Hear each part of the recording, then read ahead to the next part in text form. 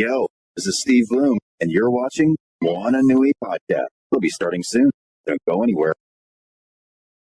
I'm Veronica Taylor, and from myself and Ash Ketchum, I just want to say, Moana Nui, I choose you!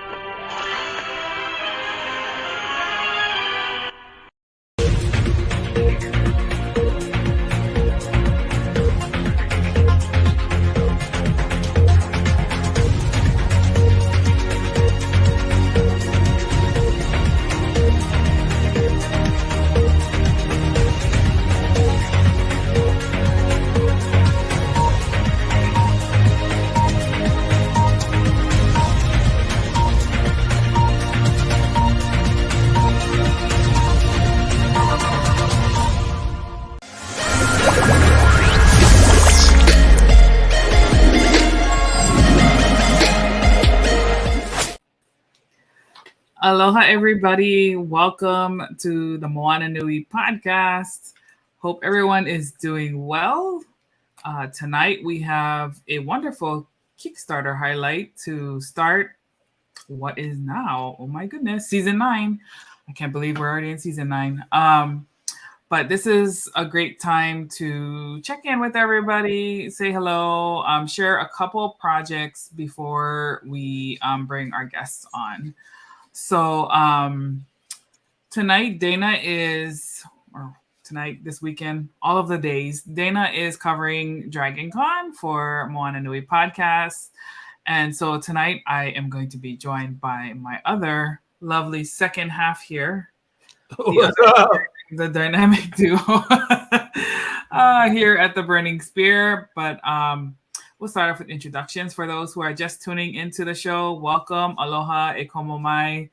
My name is Moana, and I am the host and founder of the Moana Nui Podcast. I am also a children's book author for the Adventures of Nakoa and Nohea series. I'm also the editor and publisher for the Wild Card Chronicles at Burning Spear Comics, and a BIPOC advocate, as a champion for underrepresented voices and telling the stories of our communities. So welcome, everybody. And I will now pass it on over to Nuri here and let him introduce himself and welcome you all to the show too. Hey, it's Nuri McAdams, creator and founder of Burning Spear Comics, author of the Wild Card Chronicles comic book series. I'm just here to help. You're not just here. And also curator and founder of The Lion's Den. Yes, indeed. I've definitely become a museum curator as of late. That's right. But welcome, everybody. Feel free to engage with our guests tonight. We have a wonderful show for you, and we're going to be sharing their campaign. But before we do that, and before we bring them on, let me just tell you guys about a couple other campaigns that are also I want to highlight for you all.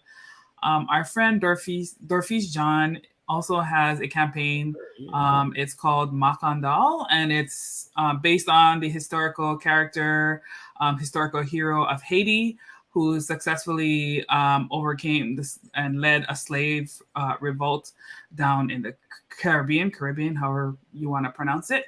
And so I'm really excited. She's talked about this project, I think probably 2 years ago is when she initially mentioned it to me. And I'm really excited to see that one coming to fruition. So I will put the link in the comments here if I can figure it out. What's up, J-Man? Good to see you. Thank you for joining. J-Man is one of our regular viewers. Thanks for tuning in tonight. So Makandal still has 12 days to go, and they're just short of 50% of their goal. So if y'all can go over and check that out, I highly recommend this campaign. Check it out. Help get these stories out for our communities.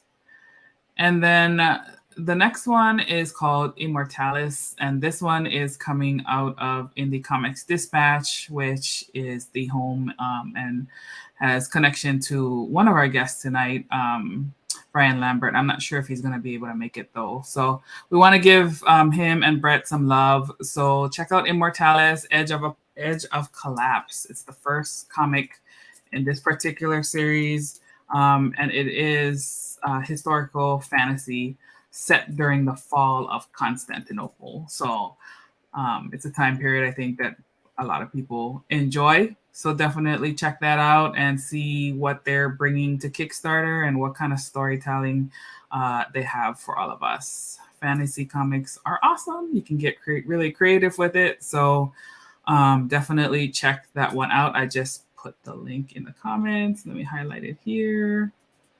And they have, let's see, I think they have 13 days to go. They have surpassed their goal, but as always, us creators, we always have stretch goals.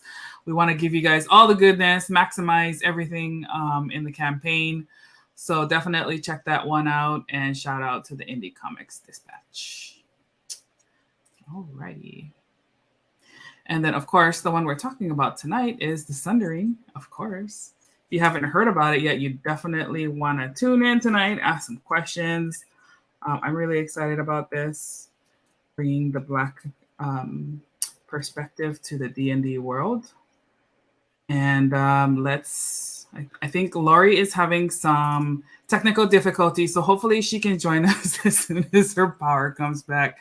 But in the meantime, I will bring on our wonderful guests who are already here and waiting, and really excited to chat with them. So first, let's introduce our writer, Hannibal Tabu. Hopefully I'm saying that right, Hannibal. When you come on, you check me, make sure I'm pronouncing it. I'm really particular about that. He is a writer, journalist, DJ, poet, designer, digital program manager, and raconteur. Am I saying that right? I have a question for that too. He won the 2012 Top Cow Talent Hunt, the 2019 Cultural Trailblazer Award. I like it. And was on the Eisner Award-winning staff of Comic Book Resources. So let us welcome Hannibal to the show. Welcome. Hello. All right. Let's see. And then next, we have the wonderful Damion Poitier. Hopefully I'm saying that right. Poitier. I think Poitier. Poitier. Bear with me, guys. Damion is an American actor and stuntman. Y'all probably know him as Thanos.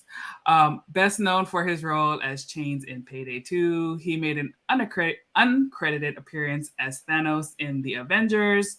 He has also had roles in Captain America Civil War, Star Trek, Jarhead, and Never Die Alone. So just by those in and of itself, I already know my husband has lots of questions because it hits so many of his of his fandoms. So let us welcome Damion to the show. Hello, everyone. Good to see you. Good to see you. Welcome. Good to be here. Appreciate you guys blocking out some time for us. I have a very short amount of time, but I will be here. Okay. Yes. Well, we'll jump into it, and you let me know when you need to go. Yeah. So we usually start with intros here on the show, what we call the Pico or the origin story. Tell folks a little bit about where you're from and how you got started in acting for you, Damion, and then Hannibal for writing. But we'll start with Damion. Okay, so I think it was maybe like 4 or 5 years old, and I was watching TV, and I saw somebody look a lot like my grandfather. And I asked my mom, I said, "Mom, who's that?" She said, "That's your cousin."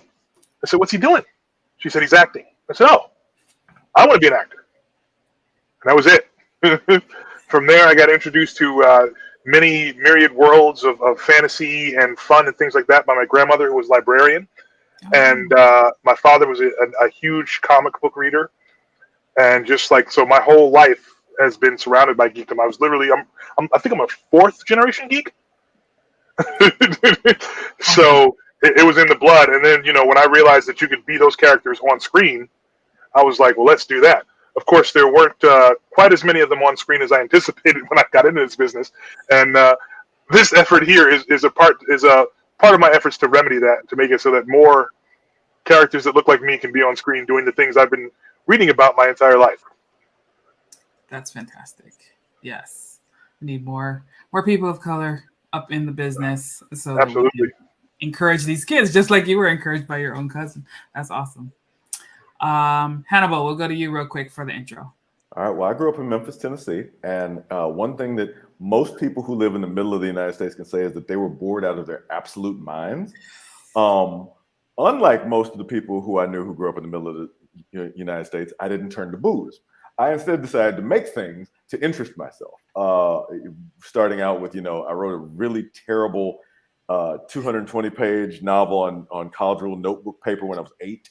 And songs and poems and all kinds of blah, blah, blah. So I then, after, dealing with Eric Stevenson, who is the head of Image Comics, he kind of got me the idea. He's like, you could just write comics. You don't have to just review them. I'm like, oh, I guess I could do that. I mean, I've written everything else. All right, sure, why not? And that started a 13-year journey for me to try to break into comics, which I finally did with the Top Cow Talent Hunt. And from there, working at Bleeding Cool and working at Comic Book Resources, I just met a lot of people who led me to be able to indulge my passions and help me to be able to put my voice into the world in the same way that Damion was talking about, and putting his face into the world and faces that look like ours. Mm-hmm. So, yeah, I've been, I have this drive to get the stories out of my head, because once they're out of my head, they can be stuck in yours, and then that's not my problem anymore. So. That's great. So Nuri, I'll let you ask the first question of Damion.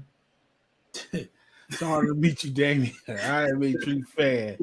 Thank you. One of your performances that stuck out to me the most, me being an old Marine, your jarhead one. Now that scene was epic, because I was in the Corps during that time. I'm infantry. Shout out to 2216.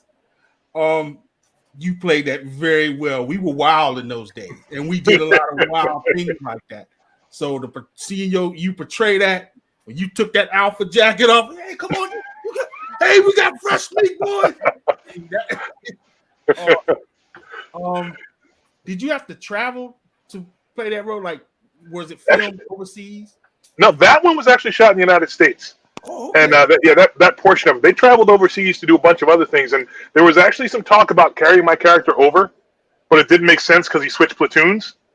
So I was literally sitting by the phone for a few weeks waiting to see if I was about to head out with Jake and Jamie, but they were like, this doesn't make any sense with the way the movie goes. So yeah, it was close, man. I was almost in there with him. But yeah, we did that. Which one? Did we do that at Universal? Was it Universal? I'd have to look it up. But it was local. It was one of the studios here in LA. Wow, so, that was awesome work. And they could have carried you over, because I switched platoons when I was in. When I entered, I was in 2nd Platoon 22. Right. And then before I deployed to Japan, I ended up in 1st Platoon 22. So, because the platoons are always together. So you're in the same unit. Just switched over to platoons. So, I mean, that was awesome work. Oh, thank you. Thank you so much. I'm glad it worked, that it's, I'm glad it honored your work. Thank you.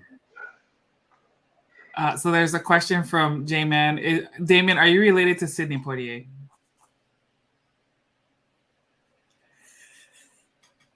I think you're on mute, man. Oh, we lost your sound. Uh-oh. He's like he's one of my grandfather's like cousins somewhere, Okay. but we're not sure exactly what the exact connection is. Still trying to hunt that down. A lot of records from back then are lost, but he was a cousin to my grandfather, either second cousin or what have you. So yes, and when I spoke with him about it, he's like, yeah, somewhere in there. So not close, but they'd met each other a few times. They knew each other. Like I said, there was a picture of my grandfather and Sydney that we had. So they were cousins, just how close. That's awesome. Great question. So one of the movies that, I can tell why people didn't automatically know that it was you is that it was an uncredited one, playing Thanos. What was that like? And how, what like just being on the set and like acting with, CGI or, playing. Well, it was makeup. It was a makeup effect, and then they CGI'd it to brush it up a little bit. If you look on my any of my social medias, I have pictures of just the straight makeup. There's a picture of me looking over my shoulder, and that is only the makeup.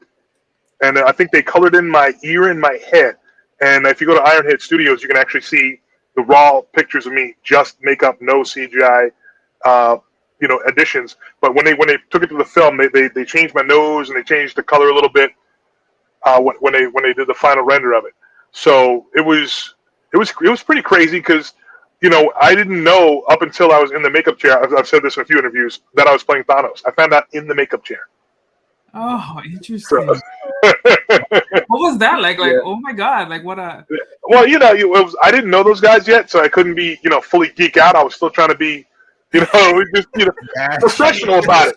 So I was like, I'm in the chair and I'm like, oh, it's like cool. So you guys are, because I thought I was going to be Clerk. I thought I was going to be a Super Skrull. Mm-hmm. I knew I was going to be a Super Skrull. I'm like, oh, they're going to have a Super Skrull. It's going to be pretty cool, to kind of bring in some, space stuff. And then I saw a couple of renders and like things with Thanos on them as I walked in.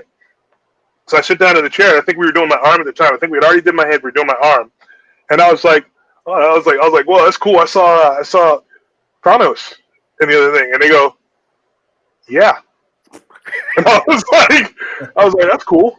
And they're like, yeah, we're gonna get your head cast and then finish you up. And I was like, I'm sorry.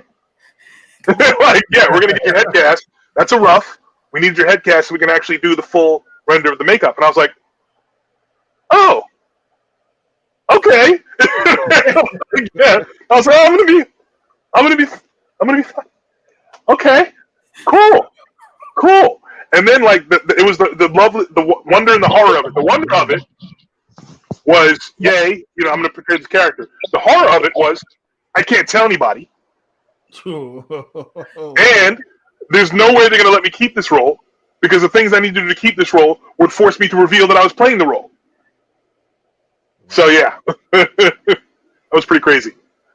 That's amazing. Wow. And how long did it take them to do the makeup? About 2.5 hours. Oh, that's not bad, actually. Yeah. So, yeah, not too bad. That one was, it was literally sculpted for my face, so it was pretty easy to get it on there. Alrighty. Nuri, you got more questions? Okay. Some more of your work that I really like, Goldface in the Flash. I tell you, my favorite episode was the robbery while you're working out relationship issues. How fun was that to film? Because I really enjoyed it. That was one of my most favorite Flash episodes. Oh, thank you. Thank you. It was we had a blast. Katie is so wonderful to work with, and that was my first. Like that was the first time I'd actually even met her. Oh, so we had to. It was like find some. It was like find some chemistry now. Yeah. So it was like we had just met. She was awesome. We had a great time working together. Grant, I love Grant. He's always fun to work with. Got to hang out with Candace a little bit in that one. Barely saw her in the last episode. So it was really like, especially coming back, because I did the one episode and you're like, well, what's going to happen? You never know. But, he did do he's alive. So they were very certain to make sure you knew I was alive, but you never know if and when you're going to get back. So to be able to come back and to be able to step into a already established situation on the show and being in a relationship with Amunette, that was just, it was wonderful. Yeah. Played by the lovely Katie Sackhoff. Yeah. Oh, she's Starbuck.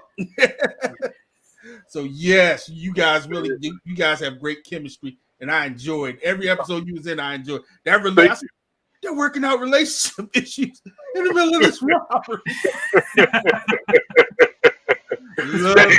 Things come up when they come up. You know what I mean? If you can get the job done and get the relationship worked out, everybody wins. Right.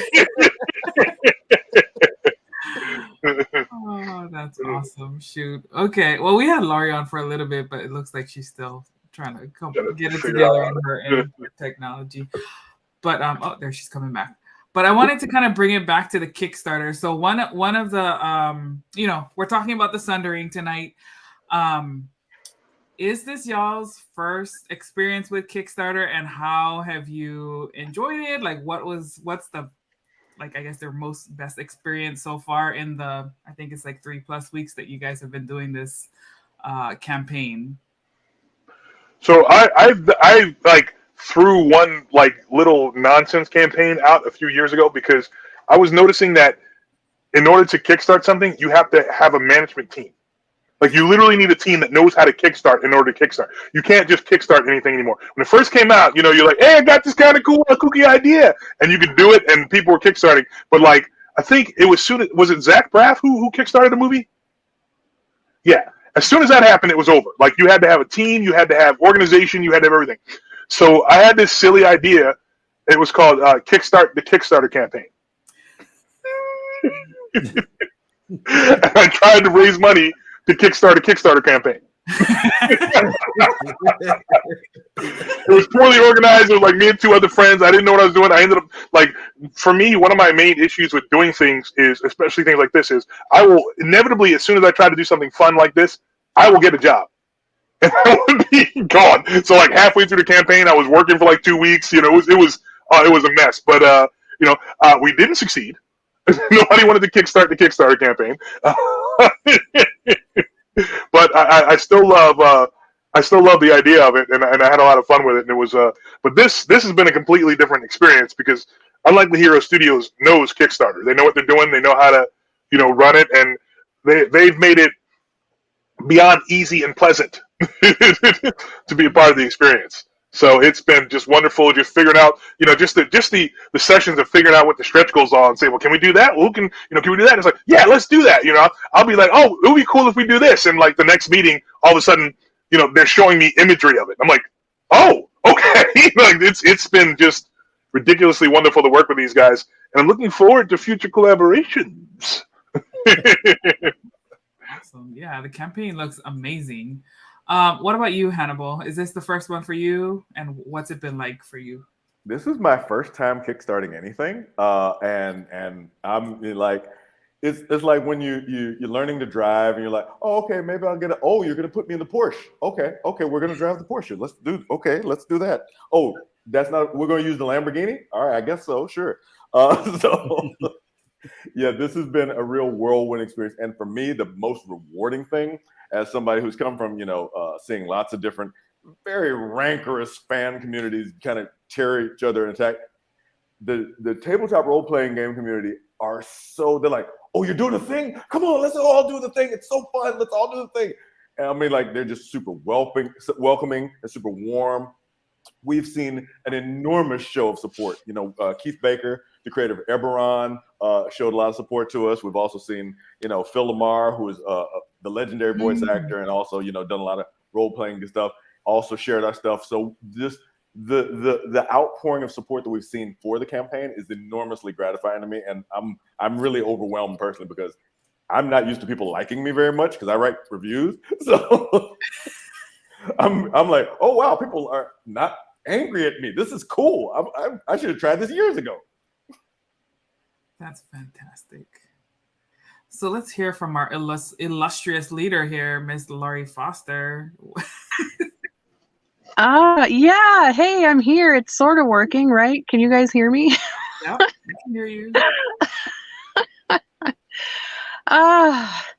What a day. Yeah, it's been super fun working with Hannibal and Damion, and like Hannibal said, like the reception of this project from the tabletop community has been like really amazing and gratifying. Like everyone's just like super excited to share, and they're super excited to play it, and they're asking us when there's more material. I'm like, we don't even have this book. What do you mean? Like, everyone's really into it. So it's awesome.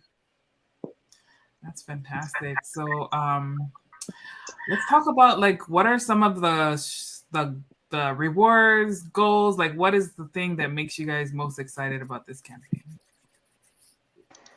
The ability to play it. I'm getting out there because I want to play it. Once it's out there and it's live, it's getting the community together and enjoying the actual experience of it. The experience of making it was incredible, so the experience of playing it, I'm sure, is going to be even better. Yes. You mean the stream that you're going to play with Danny and? Oh wait, how many names am I supposed to say? I don't know how many. No, we haven't unlocked any other names yet. Okay. Spilling all the tea. I'm the Tom Holland of TTRPGs. I'm sorry. Gotcha. So what are some of the rewards that you guys? I saw the really cool dice, which I think is dope. Yeah, I'm so excited about those dice because they're custom dice. They're getting made just for us for this campaign. Wow. We have the hardcover, of course. We have this really cool collector's box that's gonna have maps, like printed maps and stuff in it. And then of course we have we have cameo appearances. So if you want to be kind of immortalized in the world of the Sundering as an NPC, we'll work with you and make art for your character, and Hannibal will kind of get a backstory going, and you got a stat sheet, and you got weapons, and you got all kinds of cool stuff. So yeah, I'm super excited about that. That's dope. And with stretch goals, we've added a bunch of sections and subclasses and monsters to the book. We've also added a couple of T-shirts as add-ons that I'm also super excited about. They're really cute. And coming up at 50,000, if we can hit 50,000, we're going to get virtual tabletop. We're going to get the Sundering converted to virtual tabletop as well. So we'll be available on Roll20, just like the big boys are. So I'm very excited about that. That's awesome. Is that Mooney's art? Mm-hmm. Yeah. He's good. He does work for me. He's really good. He's really good. Yeah, that's awesome. Oh my gosh. Damien's saying he has to go if you have any fun. Yeah, I hate to bring up the party, but it's a final question. I can take it, but I do need to get going. Okay, go ahead, Nuri. You go. I think I had all questioned. Oh, your work on Angel. Yes. Love that show. How fun was that? It was awesome. J. August Richards is my homie. He's my dog for life, man. He was so much fun to double and so cool and so gracious, because that was close to my beginnings of coming into the stunt industry, especially in LA.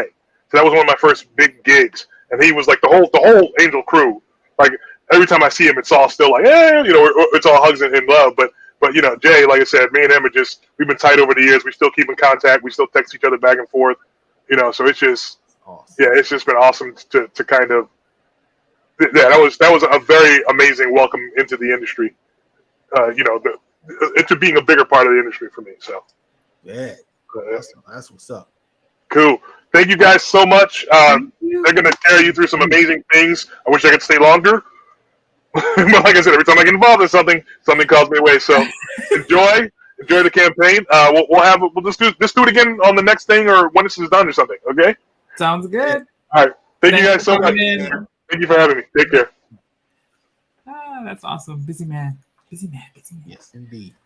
Alrighty. So let me pull the campaign back up because Hannibal, I want you to talk to us about the Zwari Nation and like what inspired the writing for this particular campaign. Okay, and I know I'm gonna have Lori looking at me side-eyed because I'm the one who always says too much. But okay, so back in the 90s, I used to play these things called MUDs, multi-user dimensions, which were telnet accessed text-based Dungeons and Dragons game.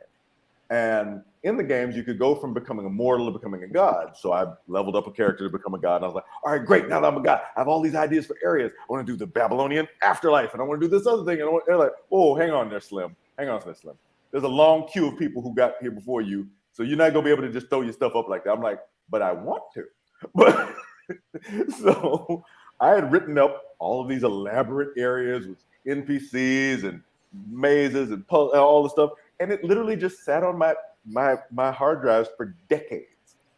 And so when Damien's like, "Hey, Hannibal, I really think there should be like more of a black and more person of color themed Dungeons and Dragons thing," I'm like, "Hold that thought," and I slid across a whole bunch of stuff. And he's like, "What? Did you just have that ready?" I'm like, "A little bit." So the Zwari Nation is based heavily in my experience on MUDs, based heavily in my experience, especially doing multi-groups where you would do more than one character at a time, because I would play games with 4 different characters, and people to this day are surprised that they were not 4 completely different characters, because they would argue with each other and they would have difference of opinion, and one would want to go off and do something that the others weren't doing, and they were like, "Wait, I thought y'all were not 4 different people?" I'm like, never at any point. So I had a lot of fun with that. And this is very based heavily in that experience of giving people kind of an open world feel where you pick a direction and there's something for you to experience in that direction. And you can pick up the story hooks if you want, or you can just kind of roam around and just have a lot of fun. That's great. So let's see here. Let's show some of these. The art is amazing. I just want to show, because Katie's joining us. Welcome, Katie. Hi. Good to see you. Hey. So Katie did some of the art on this particular piece right here, which is so pretty. Did you do some other pieces too, Katie, or is this? Yeah, I did the. I know you've been slowly kind of coming into join the universe. Yeah, I did the dragon with behind the waterfall, and there's another one of Damien's character. I don't know if is it on there, Laurie? Not yet. I'm the one who does the spoiling stuff. Remember, Kate? No, I need to add it to the campaign, but the dragon one is lower down there on the dragon painting is on there. Yes, because Katie did a wonderful dragon for us. Oh, how cool! That's Mooney. A little bit further. I keep adding the art as we get cool pieces from the artists. So when I first saw this piece, I was like, "Oh my god, I just love it so much!" Wow. Yeah, that came out really well. Is this gonna? Well, it's giving me a good excuse to draw dragons again. I need a poster of this. That's what I need. Can I get a poster? Laurie, can she get a poster? I feel like we can make that happen, right? I feel like a poster, a nice wallpaper, something that I can put this up somewhere. Or like a metal. With a poster, you might actually see how much detail I put in the armor of the little people. Oh, yeah. I'm sure you did. Yeah. That's so cool. We should do that. Yeah, that is based on the second encounter that players will run across. It's a little bit of a spoiler, but it was too good of an art for me to be too mad about it. Nice. Magical items. Okay, I'm digging it. That's so cool. Campaign goals. And the dice. Yeah, that dice is dope. Mm-hmm. So cool. Let's see. So what is like one of your favorite characters in this one, Hannibal? Many, I'm sure. Yeah, because I've been cranking out NPCs nonstop. There's one that every time I think about it, he makes me laugh, because when they created the cover image, they just made some random NPCs and I had to put stories with them.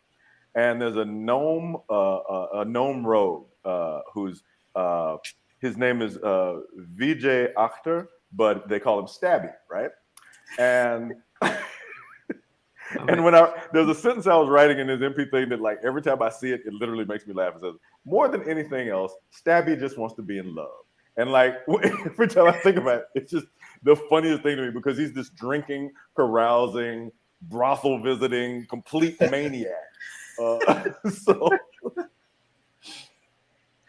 So I mean, he's definitely not, he's not the sort of person you want to bring home to meet your mom, but he's absolutely very, very funny to me, and that's. But there's so many. I mean, Damien's character is fantastic because the background that he's put into it, and the detail he's put into the subclass of battle mage, and there's a lot of other characters that are really great. I'm not allowed to talk about Jordan, am I? Am I allowed to do that with Nori? I feel like you can talk about. Okay. So Jordan Lambert, who runs Blackness and Dragons, was going to be doing one of our tiers and whatever, and we wrote her into the game as the queen of the nation, and I really enjoy that quite a bit because she's such a dynamic personality, and to be able to immortalize her in the game is really great to me. There's one character in town, the dean of the College of Performing Arts, because there's bards and they go to a College of Performing Arts. And the dean's name is Ada Tamaroa. And he's based on this guy that I went to high school with, this guy named Ada Toliafola, who is just the most charming dude you've ever seen in his life. And he was like 6'4" or 6'5" in high school. Whereas, I was only like 5'11" or whatever. And, but he was just all charm and he was all smooth. And the ladies loved him because he was on the basketball team. And so...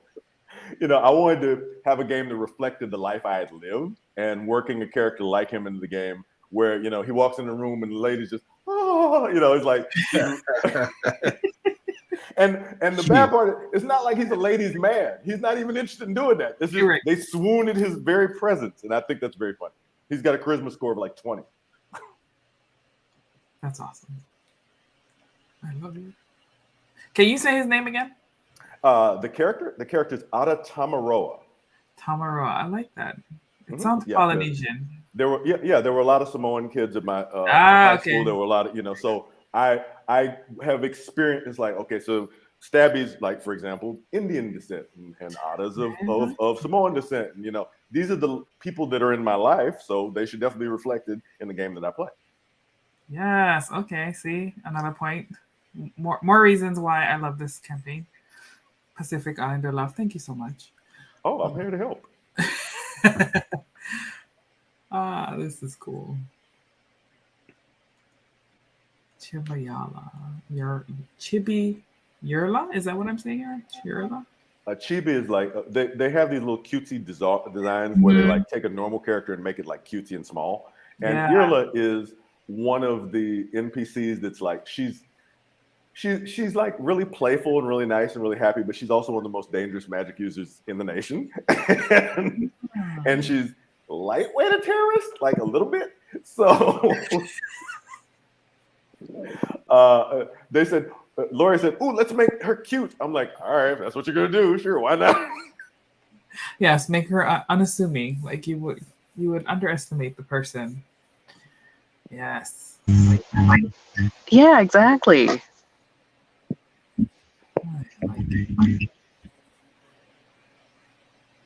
Awesome sauce.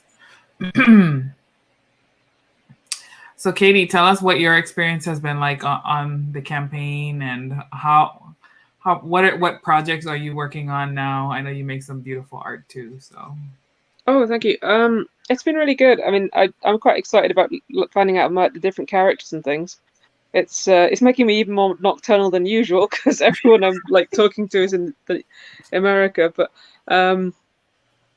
yeah, one of the things I've been working on was Damien's character, a portrait that I did, and I really love doing that one. I mean, it's great when you get an actor to actually just pose for you in the pose you want to draw him in. So that's made it much easier. And he did a great facial expression as well, which has made it like so much better too. But no, I think the plan is to do a bit more like monsters and things. So yeah, I haven't been drawing like dragons and monsters and things since I was, well, a long time ago now. So I'm really enjoying it. Well, apart from the dragon I did for you, obviously. But thank you so much. It's so beautiful. Oh, thank you. But yeah, I'm really enjoying it actually. And it's actually really nice seeing the sort of creative process in the background as well. And seeing all the other stuff from the other artists as well. I mean, there's some amazing designs coming out from the other artists too. Sweet. Sorry, guys. I'm gonna make you dizzy a little bit. Let me stop the screen.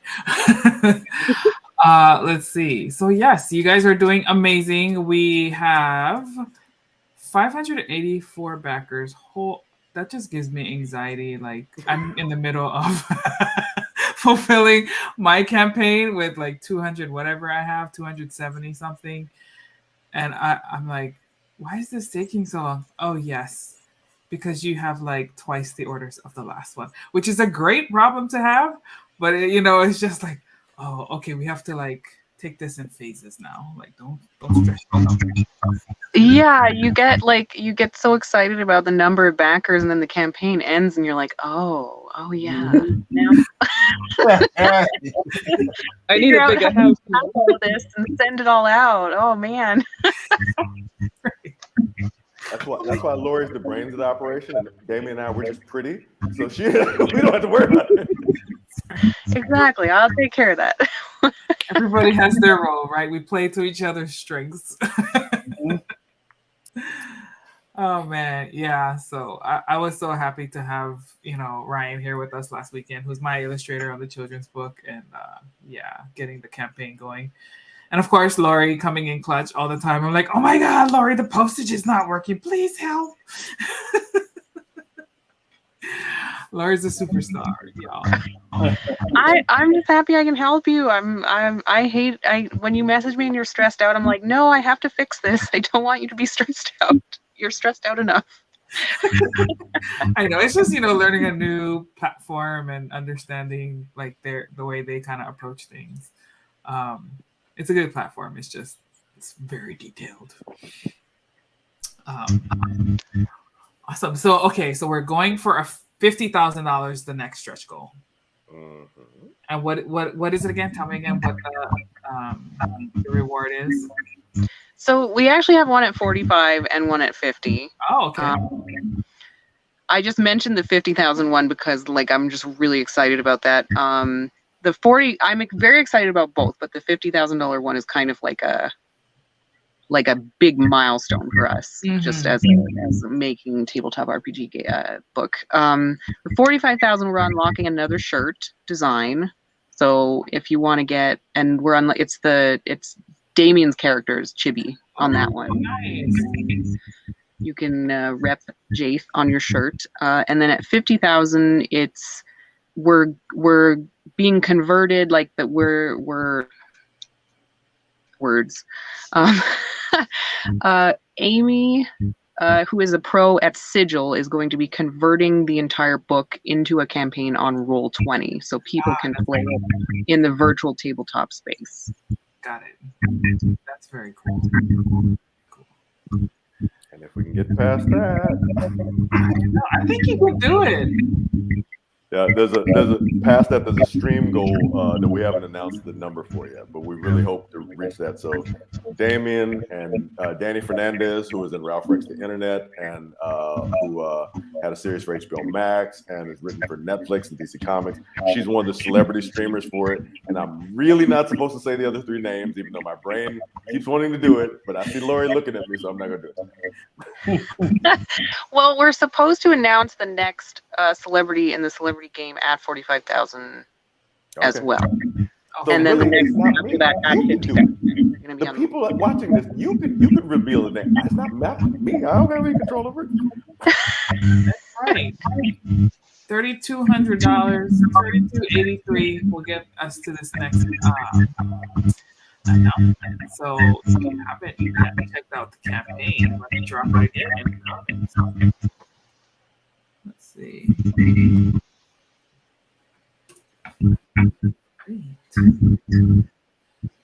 Baby, got any questions?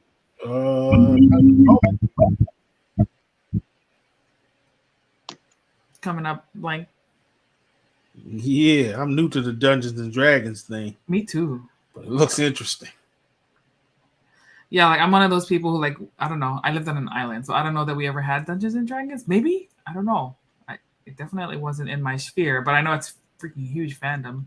Yes, it does have a huge fandom. I mean, so for those who are newbies like us, how does one get started? Well, what the first thing I say is that there's lots of brands of fantasy. If you played with He-Man action figures, that's fantasy. If you're into Elric from Michael Moorcock, or if you're into Lord of the Rings, that's all the same basic thing. Swords and magic and fighting and yada yada. It's all the same basic game. There has been a great democratization of a lot of the tools. So, for example, when I was growing up, it was impossible to get like a full set of dice. You'd be like, "Oh, I've got a D6, but I don't have a D12." And well, I've got a D12, so, but now you can just Google and have a dice roller on your browser. Anybody can do that. You should definitely get the custom dice that we have because they're super dope. So you definitely want to donate to get those. But if you can't, we will understand that. You can just Google yourself up a dice roller. There's been a greater democratization of a lot of the information with the internet. And that has made it possible for, people to come in at very low price points and not even like spend any or very much money to be able to get into existing games or make up their own games in a lot of ways. Yeah. And that has opened up the field to people who, we're not just like, oh, I need to sit and paint miniatures all day. I'm like, I got Photoshop. I'm like, I know that's for digital tokens because honestly, I'm wearing a mask all the time. I don't really want y'all in my house. But if you want to hit it on Google Meet or on Roll20, we could get this business done. So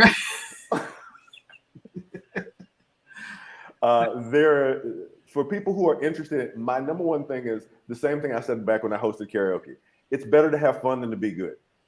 Okay. So if you just kind of throw yourself into it with kind of a manic abandon and just decide that you're going to have fun, you're probably going to have fun. That you kind of just have to decide to in a lot of ways. And the tools are there. And like I said, it's a super welcoming community. If you go on Instagram, if you go on Twitter, if you go on Facebook, there are people and you ask questions, people will jump out of the woodwork like, oh my God, I'm so glad that you're here. Let me tell you more, blah, blah, blah. And for the love of God, don't ever get someone like me and be like, so tell me more about your world, because you're going to be sitting there for about an hour and a half. So I know that's right. So tell us about your world. In 5 minutes.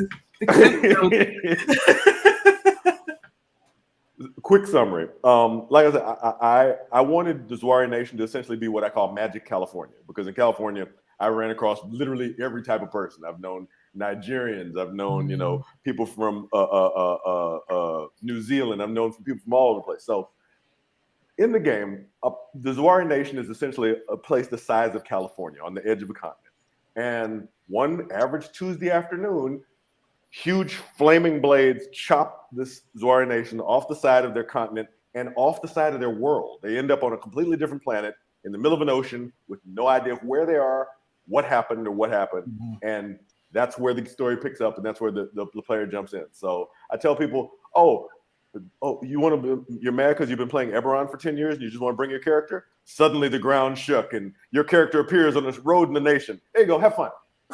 It's completely modular. So if people want to BYOC or however they want to play, the availability is there for them. But if they want to make everything within the confines of the nation with the visuals that people like Katie have created and just the amazing literal physical things that Lori and whatnot are bringing to the literal table, it's a whole full-fledged experience.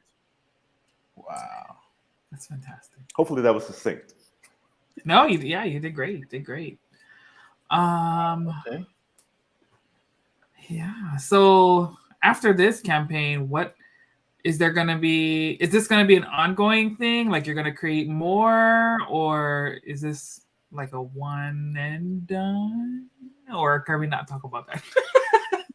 I'm not going to let you, Lori, yell at me today. I'm not going to let that happen. So. Everyone makes me seem like I'm like a dictator. I swear to God. Yeah, I think so. With the reception we've gotten for this, and just Hannibal's super prolific, and he has so much material that we can't make a 900-page brick. We'll definitely have more chapters and adventures and subclasses. Now that we've done this, it's opened up basically, the whole universe to work in and make more books and all kinds of stuff. Yeah, I'm really excited. Yeah, That's they're limited. I've only got about like 7 or 8 more books like this, so I don't think I go much past. 7 or 8. That's pretty impressive there. I'm sure you could come up with more. Yeah. Well, if you want to twist my arm, Katie, I suppose that. Yeah, this guy has like multiple omnibuses at the ready. It's like DC Marvel, game on. Yeah, exactly. I want to mention too, because Sarah, who's been working with us as well, she's never played D&D. And she's been asking me, she's like, well, how does it work? And I'm like, well, literally, like, one person is the dungeon master, and they kind of are guiding you through an adventure. And the adventure is basically like Skyrim or like Breath of the Wild. You can do whatever you want. Mm-hmm. Like, at your own risk, of course. Like, if you go up and just like try to murder people in a town, like, they're going to kill you. But like, you can do whatever you want in D&D. It's not like there's no winning. It's very much like an open world video game or RPG or something like that. So someone who hasn't played before, it doesn't take a lot to learn how to play or start playing. And as long as your dungeon master just guides you, like, you can do anything, like, which is really cool. And that's kind of what I love about D&D is you're not limited by a system. You're not limited by a character creator that lets you build like 2 white dudes. And you know what I mean? Like, you can build anything you want. I'll give a perfect example of that. So I've been play testing this with one group who's mostly teenagers, including my daughter, for about 45 games now, 45, 46 games now. And this last week, I had this very simple thing where they were going to go rescue the mom of one of them, right? And they come in this thing and they're like, okay, we have to be really quiet. We have to be really sneaky. And one of them runs out the door and just runs down the street screaming. The other one tries to set another house on fire. So, of course, they all get arrested. And, and this is in an underground city that's because this one group of Southern Drow, they're super xenophobic, and the city is structured like a spider. I really probably shouldn't be saying a lot of this, but anyway, so they get captured, and they're like, "Oh no, how did this happen to us?" And I had a character say, "What? You're actually facing the consequences of your decisions? Oh no!" And they're like, "Oh, yeah, right. We did this. Yeah, we totally did this." I love it. Oh man, this actually kind of makes me excited, but it's also one of those things, and my husband and I talk about this all the time. Like, I want to play, but like, I'm scared that I'm gonna get lured in, and then like 500 hours later, I'm coming up from the basement. Like, what did I just do with my life? Come to us, join us, join me, and I shall complete your training.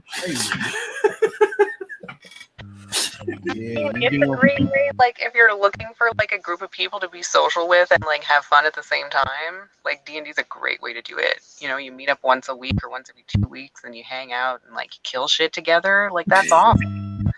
Roll20 has game finders that can help you find a group and help you find people you want to play with. It's awesome. That's cool. Yeah, I've never actually played D&D myself. I have other friends who'd play it, but I've played the World of Darkness ones, which is like Vampire the Masquerade and like other things like that. There's a few different ones we tried, but I love it. I've always wanted to play D&D. So you can see like people playing it on YouTube and things as well. So that's so cool. I'm gonna roll you up a character, Katie. There you go. Bam. That's cool. Alrighty. Well, we got 2 minutes left. So before we wrap it up here, let's go around and tell folks where they can find you online other than the campaign. Where can people find you on social media? How can they connect with you after the campaign? Hannibal. Oh, okay. You can use @ Hannibal Tabu, which is HANNI, B as in bounce, ALTABU. That's on Facebook, Instagram, Tumblr, Twitter, Forgotten Ruin in the Backyard, and everywhere that you'd like to be. You can also find me on HannibalTabu.com. I need to get back to Bleeding Cool because I've been a little distracted by some other things, but I write there as well. And yeah, I'm just very grateful for the opportunity to be here. Awesome. Thank you so much. Katie.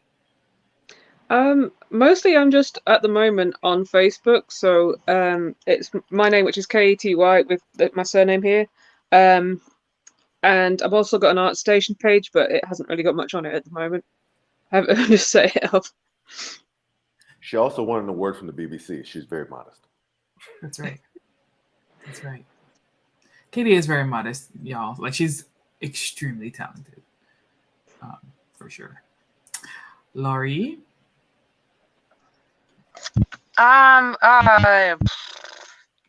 Lori Foster on Facebook, at LAF Inker on Twitter, at LAF Model on Instagram, or the reverse. I forget which one, but I'm pretty easy to find. At UH Studios is our Twitter. At UH Studios Official for Instagram. UH Studios is our Facebook. We're pretty easy to find, but yeah. Kinds of stuff going on, so check us out. Yes, Laurie is constantly launching campaigns, y'all. If you don't like one thing, you're definitely gonna like something else that she puts out, because she does a great job with diversity, not just of characters and genres and all those things. So all the goods. I really liked Miss Medusa. Obviously, there's monsters in there. That's coming too. The issue 2 is coming October. I'm very, very, very excited. Yes, we can cross promo. Yes, I'm hoping. We're going for Witch Starter. So yeah. And Katie, we would love to have you do. I think it would be great to have you do our monster, our new. Yeah, that would be fun. Yes, I'm excited. That's what I love about this community. Let's all create some freaking dopeness. And Nuri, let's go again. Where can people find you online, since you're a guest to the show as well? Oh, well, I'm kind of working the show right now, but yeah, if you want to, you can catch me on Facebook at John McAdams III. It covers a lot of things on there. You can catch me on YouTube at Blunt Force Media. That encompasses everything we do. Including the Wildcard Chronicles, including the Moana Nui Podcast, and also you can see the new videos there from the Lion's Den, the museum that I've created and now become the curator of these rare pop culture statues. So you can catch it all there, Blunt Force Media on YouTube. Awesome. Alrighty, guys. Well, I am going to put the link up one more time, because I can't stop promoting this campaign. Definitely check it out. Let's get these folks to their next goals. We're so close. I think we can hit that 50K. I mean, come on now. Let's do that. And I hope everybody enjoyed the show tonight. And thank you for your patience, as our technology was, as always, working against us. But we persevere. That's what we do around here. Thank you all for joining the show. Please like, share, subscribe. If you enjoyed the content, you can find the Moana Nui Podcast on Facebook, YouTube, and Twitch, and then on all of your favorite podcast locations, providers, whatever the word is. I'm losing my brain tonight. Sorry, y'all. It's been a long day at work. But I had so much fun tonight. It's always exciting to talk about new projects and bring some more creators on. So we wish you all the best of success. And it sounds like we have more coming. So, of course, open invitation to come on back to the show, and we'll help you guys talk about the next campaign too. But with that said, I hope everybody has a wonderful rest of the evening. Have a great Friday tomorrow. And hopefully everyone can enjoy a long weekend with Labor Day on Monday. And other than that, I think we will see you guys next week. Let's see. If you're at Dragon Con, make sure you go and see Dana. She'll be on the show floor interviewing our guests. She's also in a number of panels on Dragon Con's diversity and speculative fiction track. So definitely check that out. I'm so excited. I think they're recording the episodes because the signal's a little flaky in there. But definitely looking forward to see what they create and being able to broadcast it back to our audience after the con is over. So thank you guys again for joining us, and we will talk to you guys again soon. Take care. All right. Bye. Bye.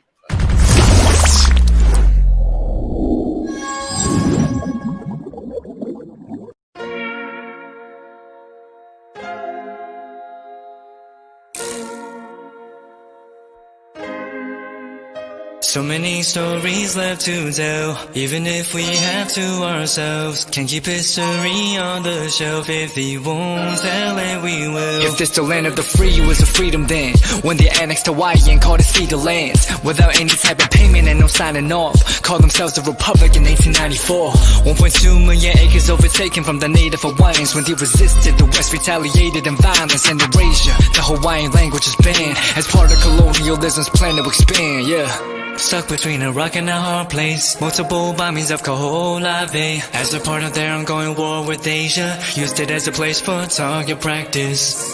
No consent or compensation. Colonizers call for annexation. The work of all the locals. School will never let you know. So many stories left to tell, even if we have to ourselves. Can keep history on the shelf. If we won't tell it, we will. Too many stories left to tell, even if we have to ourselves. Can keep history on the shelf. If we won't tell it, we will. We will. So if we put Hawaii into perspective, well, Black and Asian history is interconnected. Considering the fight with the Pacific, then of course versus Asia, they was treated as a middleman for war, but didn't let the Western colorism run its course. Cause dark skin was a sign of dignity to core. The land was taken in the name of capitalism, when prior to it was an actual kingdom. Clap back at the system. Stuck between a rock and a hard place. Multiple bombings of Kaho'olawe as a part of their ongoing war with Asia. Used it as a place for target practice. No consent or compensation. Colonizers call for annexation. The work of all the locals. School will never let you know. So many stories left to tell, even if we have to ourselves. Can keep history on the shelf. If we won't tell it, we will. Too many stories left to tell, even if we have to ourselves. Can keep history on the shelf. If we won't tell it, we will. So many stories left to tell, even if we have to ourselves. Can keep history on the shelf. If we won't tell it, we will. Too many stories left to tell, even if we have to ourselves. Can keep history on the shelf. If we won't tell it, we will. We will.